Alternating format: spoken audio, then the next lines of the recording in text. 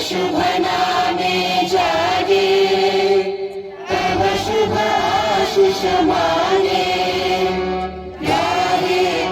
కార్యక్రమానికి ముఖ్య అతిథులుగా వచ్చిన మన జిల్లా జేసీ గారికి, ఆర్డీఓ గారికి, అలాగే మన మున్సిపల్ చైర్పర్సన్ గారికి, అలాగే మన కార్పొరేషన్ చైర్మన్ గారికి, వైస్ చైర్మన్ గారికి, కౌన్సిలర్లకు, డైరెక్టర్లకు, ముఖ్యంగా ప్రెస్ కి, ఇక్కడ ఉన్న వైఎస్ఆర్ అభిమానులకి, ఈరోజు ఈ కార్యక్రమం ముఖ్య వేదికైన మన యూత్ అందరికి కూడా, ఇక్కడికి వచ్చిన వారికి అందరికి కూడా ఈరోజు రెండు చేతులెత్తి నమస్కారం చెప్పుకుంటున్నాం.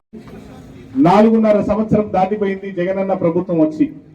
జగనన్న ప్రభుత్వం వచ్చి 4.5 సంవత్సరం అయిపోయినాక ప్రతి ఒక్క అంశంలో కూడా జగన్మోహన్ రెడ్డి గారు ఒక క్లారిటీతో ఉన్నారు.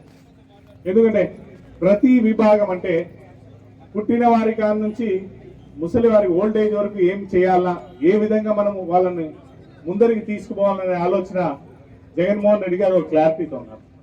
ఈ పొద్దు ప్రతి ఒక్కరికి కూడా ఒక్కొక్క రకమైన విషయం. ఇప్పుడు చూడండి, పిల్లల్ని స్కూల్ పంపించేటప్పుడు అమ్మఒడి కానీ, లేదా వాళ్ళకు ఇచ్చే ఫుడ్లో పోషణ ఆహారంలో కానీ, అలాగే విద్యా కానుకల్లో కానీ, లేదా ఫీజు రీఎంబర్స్మెంట్, కాలేజ్ పంపించిన వాళ్ళ ఫీజు రీఎంబర్స్మెంట్లో కానీ ప్రతి ఒక్క దాంట్లో కూడా ముందు అడుగులో ఉన్నారు.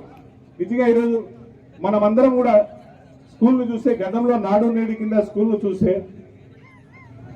చూస్తే ఎంత ఘోరంగా ఉండేది. ఇప్పుడు ఇదే స్కూల్లో మన బెంచెస్ కానీ, ఒక టేబుల్, ఒక బోర్డ్స్ కానీ, మనకి 8వ తరగతి పిల్లల వాళ్ళకు ల్యాప్టాప్లు ఇచ్చే విధంలో కానీ ప్రతి ఒక్క దాంట్లో కానీ ముందు అడుగులో, ఎడ్యుకేషన్ అనేది ముందు అడుగులో జగన్మోహన్ రెడ్డి గారు ఉన్నారు. ఈ రాష్ట్రాన్ని చూసి పక్క రాష్ట్రంలో ఉండే తమిళనాడు స్టాలిన్ గారు కూడా నెలకు 1000 రూపాయలు చొప్పున గవర్నమెంట్ స్కూల్లో చదివే విద్యార్థులకు మాత్రమే ఈ ఫీజు రియంబర్స్మెంట్ ఉంది.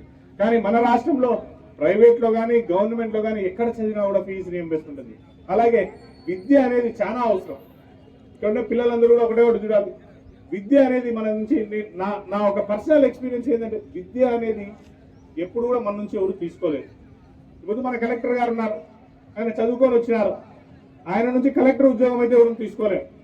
ఆయన డబ్బులు సంపాదించినదైతే తీసుకోవచ్చు, కానీ ఆయన కలెక్టర్ ఉద్యోగం ఎవరు తీసుకోలేదు.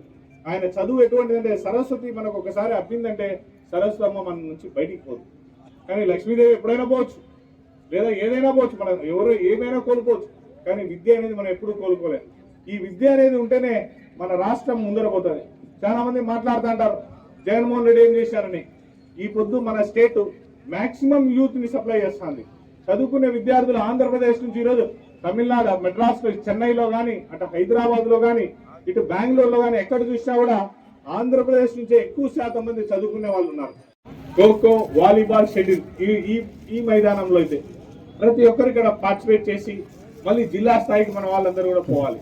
మాక్సిమం జమ్మలమడుగు నుంచి జిల్లా స్థాయికి పోవాలని నేను ప్రతి ఒక్కరిని కూడా కోరుకుంటున్నాను. ఇక్కడ ప్రతి ఒక్క విద్యార్థి ఈరోజు యాక్టివ్ గా పార్టిసిపేట్ చేసి మంచి నైపుణ్యం ప్రదర్శించి స్టేట్ స్థాయిలో మన జమ్మలమడుగు పేరు నిలబెట్టాలని ఇక్కడ హాజరైన ప్రతి ఒక్కరిని కోరుకుంటూ సెలవు తీసుకున్నారు. ధన్యవాదాలు.